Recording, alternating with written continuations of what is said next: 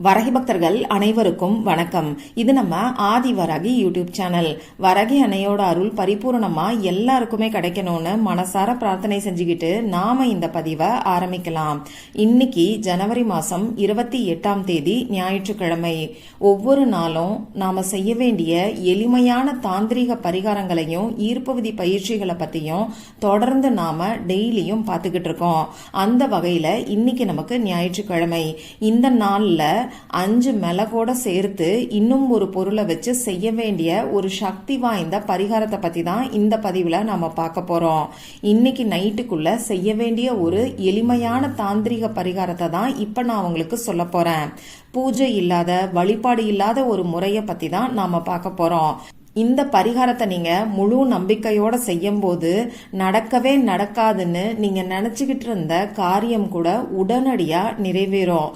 நீங்க கேட்ட வரம் நிச்சயமா உங்களுக்கு கிடைக்கும். இது என்ன பரிகாரம், இந்த பரிகாரத்தை யாரெல்லாம் செய்யலான்னு இப்ப நான் உங்களுக்கு சொல்றேன். பொதுவா ஒரு சிலருக்கு பாத்தீங்கன்னா எதை தொட்டாலும் தடை வந்துகிட்டே இருக்கும். சாதாரணமா கடனை வாங்கறதுக்கு ஏதாவது ஒரு முயற்சிகளை செய்யும் போது அதுல கூட தடைகள் வர ஆரம்பிக்கும். இது மட்டும் இல்லாம திருமணம் தள்ளி தள்ளி போகும்.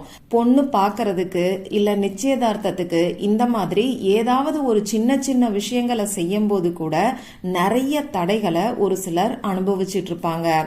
வேலை கிடைக்கிறதுக்கான முயற்சிகளை செய்யறதுக்கு கூட ஒரு சிலருக்கு தடைகள் வந்துகிட்டே இருக்கும்.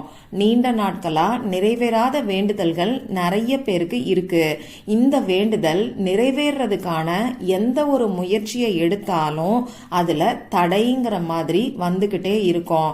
இப்படி பலவிதமான தடைகளை ஒவ்வொருத்தரும் வாழ்க்கையில இன்னைக்கு ஃபேஸ் பண்ணிக்கிட்டு தான் இருக்கோம்.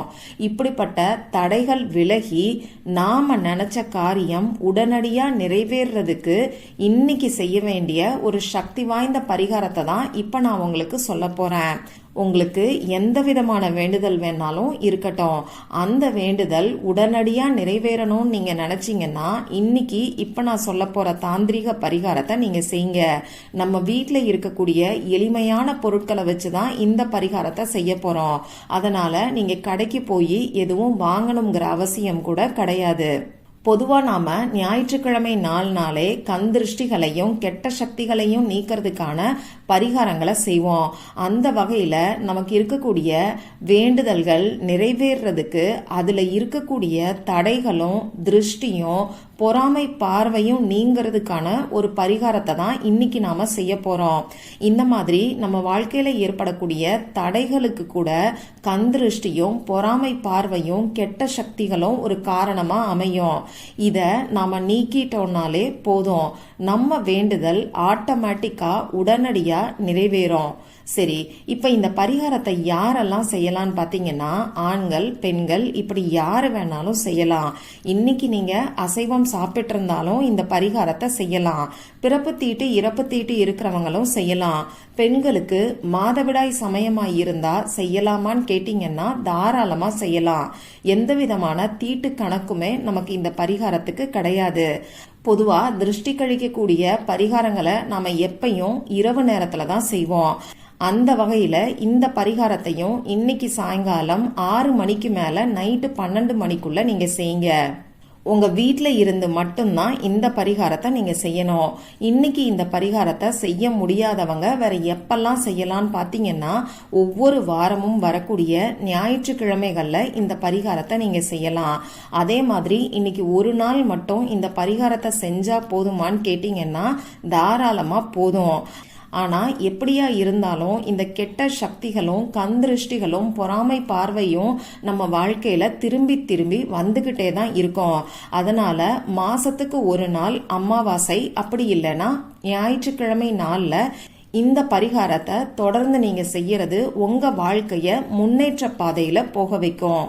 இப்போ இந்த பரிகாரத்தை யாரெல்லாம் செய்யலாம் அப்படின்னு நம்ம பார்த்தோம். எந்த நேரத்துல செய்யணுங்கிறதையும் நான் உங்களுக்கு சொல்லியிருக்கேன். அடுத்ததா தேவைப்படக்கூடிய பொருட்கள் என்னன்னு நம்ம பார்க்கலாம்.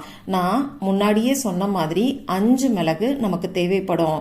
அடுத்ததா நமக்கு தேவைப்படக்கூடிய பொருள் என்னன்னு பாத்தீங்கன்னா பிரியாணி இலை தேவைப்படும். 3ங்கிற எண்ணிக்கையில பிரியாணி இலை நமக்கு தேவைப்படும். இந்த பிரியாணி இலை கிடைக்காதவங்க என்ன பண்ணலாம்னு பாத்தீங்கன்னா பட்டைய யூஸ் பண்ணிக்கோங்க. சாதாரணமா நாம பிரியாணிக்கெல்லாம் பயன்படுத்தக்கூடிய பட்டை இருக்கு இல்லையா, அதை நீங்க பயன்படுத்திக்கோங்க. இதுக்கு நீங்க புதுசா எந்த ஒரு பொருளையும் வாங்க வேண்டாம். மிளகு, பிரியாணி இலை, அப்படி இல்லைன்னா பட்டை, இதை நீங்க உங்க வீட்டில் இருக்கக்கூடிய இப்ப நீங்க சமையலுக்கு பயன்படுத்தக்கூடிய பொருட்களையே பயன்படுத்திக்கலாம். அடுத்ததா நமக்கு எழுதுறதுக்கு பேனாவோ ஸ்கெட்ச் பேனாவோ மார்க்கரோ தேவைப்படும். எந்த கலர்ல இங்கு வரக்கூடிய பேனாவை வேணாலும் இந்த பரிகாரத்துக்கு நீங்க யூஸ் பண்ணிக்கோங்க. சாதாரணமா நம்ம எல்லார் வீட்லயும் இருக்கக்கூடிய ப்ளூ கலர்ல இங்கு வரக்கூடிய பேனாவை கூட நீங்க பயன்படுத்திக்கலாம். இன்னைக்கு நைட்டுக்குள்ள நீங்க டென்ஷன் இல்லாம வேலையெல்லாம் முடிச்சதுக்கு அப்புறமா ஃப்ரீயா இருக்கக்கூடிய சமயத்துல உங்க வீட்டுல ஹால்ல நீங்க உட்கார்ந்துக்கோங்க. ஈஸ்ட் கிழக்கு பார்த்த மாதிரி நீங்க உட்கார்ந்துக்கோங்க. இப்ப நீங்க எடுத்து வச்சிருக்கக்கூடிய பிரியாணி இலையில நான் ஸ்கிரீன்ல கொடுத்திருக்கக்கூடிய ஏஞ்சல் நம்பரை நீங்க எழுதுங்க. அந்த ஏஞ்சல் நம்பர் என்னன்னு பாத்தீங்கன்னா 0927. இதுதான் அந்த ஏஞ்சல் நம்பர். இந்த ஏஞ்சல் நம்பர் நமக்கு இருக்கக்கூடிய கெட்ட சக்திகளையும் கண் திருஷ்டிகளையும் பொறாமை பார்வையையும் தடைகளையும் நீக்கக்கூடிய சக்தி வாய்ந்த ஏஞ்சல் நம்பர்னே சொல்லலாம். இந்த ஏஞ்சல் நம்பரை நீங்க எடுத்து வச்சிருக்கக்கூடிய 3 பிரியாணி இலையிலையும் எழுதிக்கோங்க. ஒரு பிரியாணி இலையில ஒரு தடவை நீங்க எழுதினாலே போதும். இந்த மாதிரி 3 பிரியாணி இலையிலையும் எழுதிக்கோங்க. இந்த பரிகாரத்தை செய்ய ஆரம்பிக்கிறதுக்கு முன்னாடி உங்க குலதெய்வத்துக்கிட்ட மனசார பிரார்த்தனை செஞ்சுக்கிட்டு இந்த பரிகாரத்தை நீங்க செய்ய ஆரம்பிங்க. இப்ப நாம இந்த பொருட்களை போட்டு எரிக்க போறோம். அதுக்கு நமக்கு ஒரு அகல் விளக்கோ அப்படி இல்லைன்னா எரிக்கிறதுக்கு நீங்க எதை பயன்படுத்துவீங்களோ அதை நீங்க யூஸ் பண்ணிக்கோங்க. இப்படி எழுதி வச்சிருக்கக்கூடிய 3 பிரியாணி இலையையும் நீங்க எடுத்து வச்சிருக்கக்கூடிய அகல் விளக்குல போட்டுட்டு நீங்க 5 மிளகு வச்சிருக்கீங்க இல்லையா, இந்த 5 மிளகை உங்க கையில வச்சுக்கிட்டு திரும்பியும் ஒரு தடவை பிரார்த்தனை செஞ்சுக்கோங்க.